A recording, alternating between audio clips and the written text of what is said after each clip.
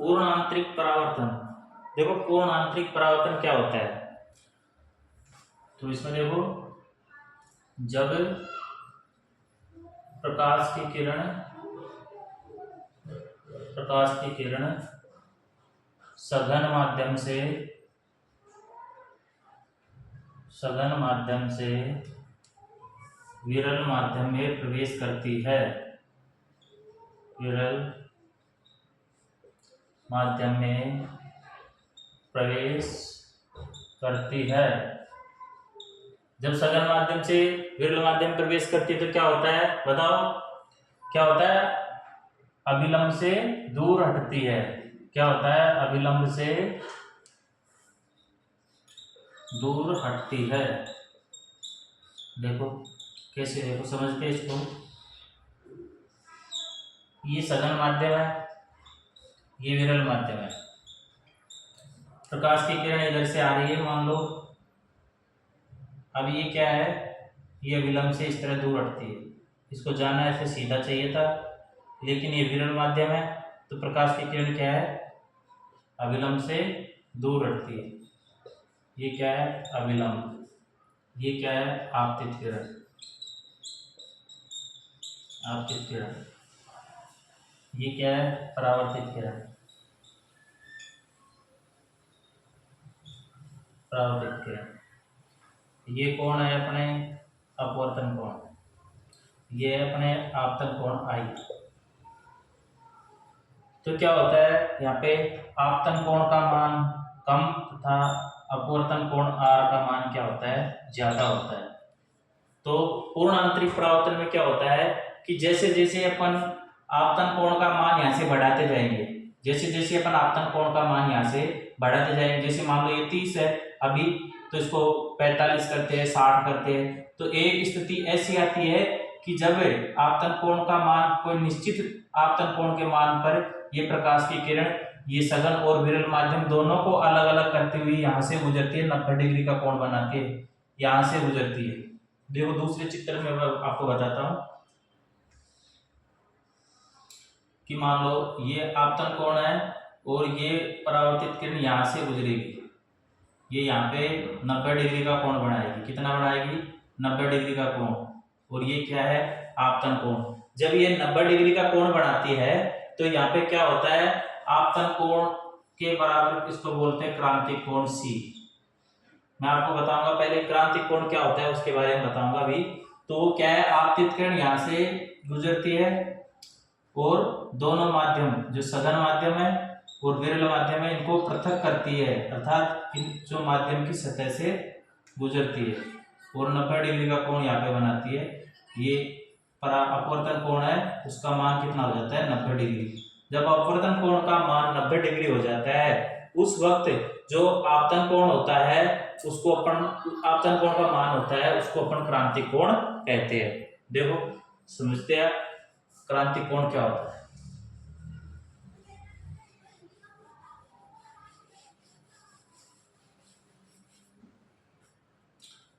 क्रांतिक कोण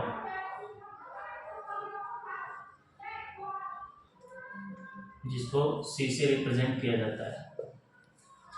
जब प्रकाश की किरण आपतित होती है और वो परावर्तन के पश्चात सरल और विरल माध्यम दोनों को प्रतीक करती हुई अपवर्तन कोण का मान 90 डिग्री से गुजरती है, उस वक्त जो आपतन कोण होता है उस मान को अपन क्या बोलते हैं, क्रांतिक कोण। जब प्रकाश की किरण सघन से विरल माध्यम में प्रवेश करती है, सघन से विरल माध्यम में प्रवेश करती है तो आपतन कोण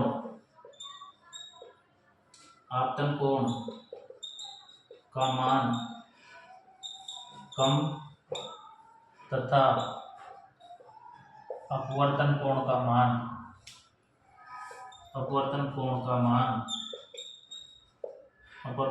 मान अधिक होता है।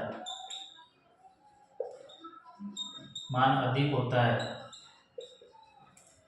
धीरे धीरे धीरे धीरे आपतन कोण का मान बढ़ाने पर एक स्थिति ऐसी आती है, एक स्थिति ऐसी आती है जब परावर्तित किरण सघन व विरल माध्यम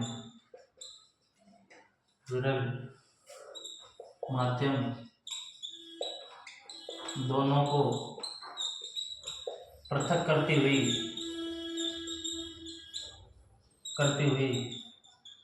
सतह से गुजरती है, अर्थात अपवर्तन कोण R का मान R बराबर 90 डिग्री होता है। इस स्थिति में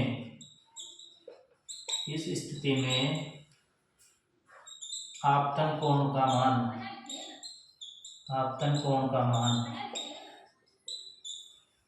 I इक्वल टू क्या होता है, C।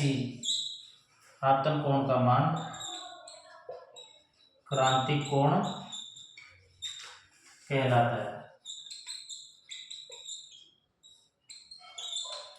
तो क्रांतिक कोण क्या होता है कि जब अपन आपतन कोण को धीरे धीरे बढ़ाएंगे तो एक स्थिति ऐसी आती है कि वो परावर्तित किरण है, अर्थात जो अपवर्तित किरण है वो सघन माध्यम और विरल माध्यम दोनों की सतह से गुजर जाती है, अर्थात वहां पे जो अपवर्तन कोण है उसका मान कितना हो जाता है, 90 डिग्री, और 90 डिग्री के कोण से गुजरेगी। उस वक्त जो आपतन कोण होता है उसका मान क्रांतिक कोण के बराबर होता है, अर्थात C के बराबर होता है। इसे अपन क्रांतिक कोण कहते हैं। देखो तो पूर्ण आंतरिक परावर्तन कब होगा,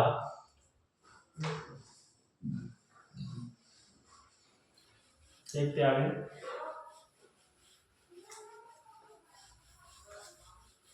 डायग्राम से देखते अपन, जैसे प्रकाश की किरण आ रही है यहाँ से, यह विलंब से इस तरह दूर हट जाती है, ये कोण I है, ये कोण R है, ठीक है। ये सघन माध्यम है, ये विरल माध्यम है, ठीक है।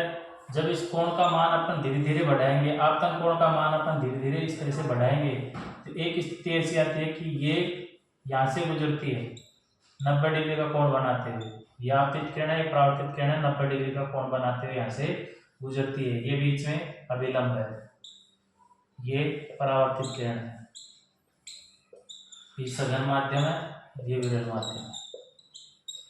पूर्ण आंतरिक परावर्तन के लिए क्या होता है कि जब अपन इस क्रांतिक कोण इसको बोलेंगे I और I बराबर क्या होता है C, जब ये 90 डिग्री का हो जाता है अपवर्तन कोण, तब आपतन कोण का मान C के बराबर होता है, जिसको क्रांतिक कोण बोलते हैं। अब इस क्रांतिक कोण से अपन इसको थोड़ा सा और बढ़ाएंगे, थोड़ा भी अगर और बढ़ाते हैं तो ये प्रकाश की किरण सघन माध्यम से गुजरती है, अर्थात ये पूर्ण आंतरिक परिवर्तित हो जाती है, पूर्ण आंतरिक परावर्तन बोलते हैं इसको। तो कैसे देखो, जैसे ये प्रकाश की किरण अपन ने क्रांतिक कोण से अधिक बढ़ा दिया इसको, तो यहाँ पे I का मान ज्यादा होगा, किससे, क्रांतिक कोण से ज्यादा होता है। इसने अपन को इसको बढ़ा दिया, अपन ने इसको बढ़ा दिया इस कोण को, ये कोण C से ज्यादा होगा, अर्थात इसको I बोलेंगे, लेकिन ये क्रांतिक कोण C है, इससे ज्यादा होगा, और ये प्रकाश की किरण यहाँ से पुनः उसी माध्यम में लौट जाती है, ये होगी पूर्ण आंतरिक परावर्तन। ये हो जाएगी अपने परावर्तित किरण।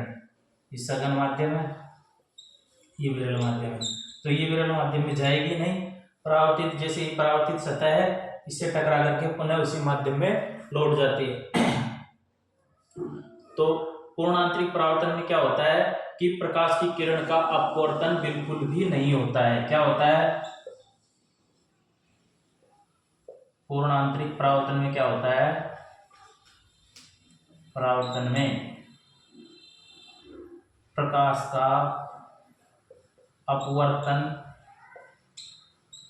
अपवर्तन बिल्कुल भी नहीं होता है। बिल्कुल भी नहीं होता है और वो प्रकाश की किरण वापस उसी माध्यम में लौट जाती है, ताकि जिससे हमको कोई वस्तु है, कोई सतह है, हमको चमकीली दिखाई देती है। बिल्कुल भी नहीं होता है और सतह चमकीली दिखाई देती है, और सतह चमकीली दिखाई देती है। देखो इसके उदाहरण अपन देख लेते हैं। पूर्ण आंतरिक परावर्तन, पूर्ण आंतरिक परावर्तन मैंने आपको बताया, उसमें मैंने क्रांतिक कोण बताया आपको, क्रांतिक कोण का मान क्या होता है, कैसे होता है, और परावर्तन, पूर्ण आंतरिक परावर्तन कैसे होता है। उसके लिए दो शर्त होती है पूर्ण आंतरिक परावर्तन के लिए, वो मैं आपको लिखवा देता हूँ।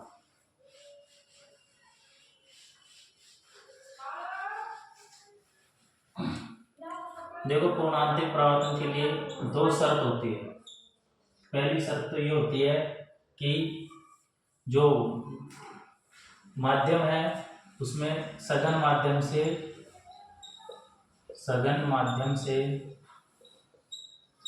विरल माध्यम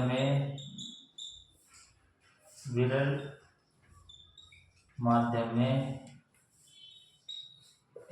प्रकाश किरण का प्रवेश होना चाहिए, प्रकाश किरण का प्रवेश होना चाहिए। पहली शर्त ये होती है।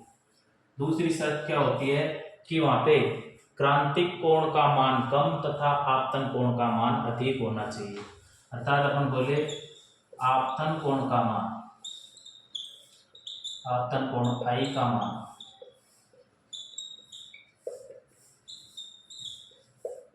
क्रांतिक कोण से अधिक होना चाहिए, अर्थात क्रांतिक कोण आई इसका मान अधिक होना चाहिए किससे, क्रांतिक कोण सी से। ये शर्त होती है। तो इसके बाद में अपन देखें तो पूर्ण आंतरिक परावर्तन के उदाहरण।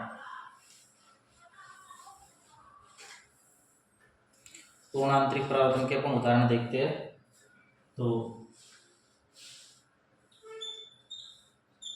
उदाहरण, पहला उदाहरण है हीरे का चमकना, हीरे का चमकना। दूसरा उदाहरण है चटके हुए कांच का चमकना, चटके हुए कांच का चमकना। तीसरी अपन बात करें, तीसरा उदाहरण है कि पानी में पड़ी हुई परख नली का चमकना, पानी में डूबी हुई खाली परख नली का चमकना।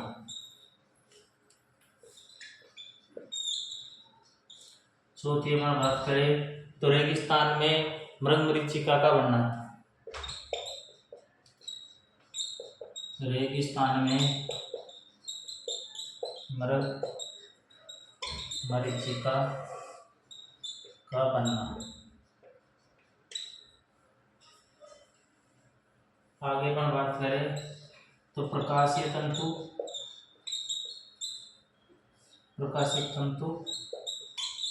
तथा एंडोस्कोपी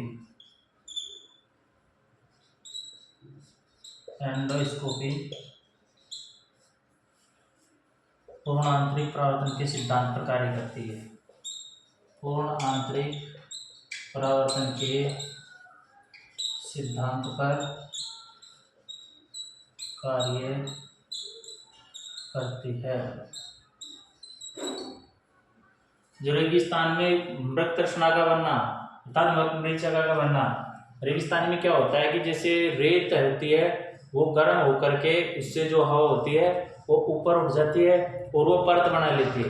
जो ऊपर परत बन जाती है उसके नीचे, परत के नीचे तो गर्म हवा रहती है, यहाँ पे गर्म, और इस परत के ऊपर ठंडी हवा रहती है, ठंडी हवा रहती है। ये सघन माध्यम बना लेती है और ये माध्यम विरल हो जाता है। तो वहाँ पे जो प्रकाश की किरण आती है वो उससे सघन माध्यम से विरल माध्यम प्रवेश करती है, तो टकरा करके अपने उसी माध्यम में लौट जाती है। तो रेगिस्तान में रेत में ऐसे आभास होता है कि जैसे यहाँ पे पानी भरा हुआ है, तो जो मृग होता है, हिरण होते हैं, वो पानी की तलाश में इधर भागते हैं कि उधर पानी है, वहां जाके देखते हैं तो पानी नहीं होता है, अर्थात वहां पे पानी का झूठा आभास होता है, उसको बोलते हैं मृग तृष्णा। इसी प्रकार जैसे अपन गर्मी के दिनों में देखते हैं तो जो सड़क होती है उस सड़क ऐसे चमकती है जैसे वहां पे पानी भरा हुआ है, अपन वो जो आगे चल के देखते हैं तो वहां पे पानी कुछ भी नहीं मिलता है, और वो आभास होता है हमको किसके कारण होता है, पूर्ण आंतरिक परावर्तन के कारण। तो दोस्तों मैंने आपको पूर्ण आंतरिक परावर्तन पढ़ाया। अगर आपके वीडियो अच्छा लगे तो इसको लाइक करें, चैनल को सब्सक्राइब करें और ज़्यादा से ज़्यादा शेयर करें। थैंक यू धन्यवाद।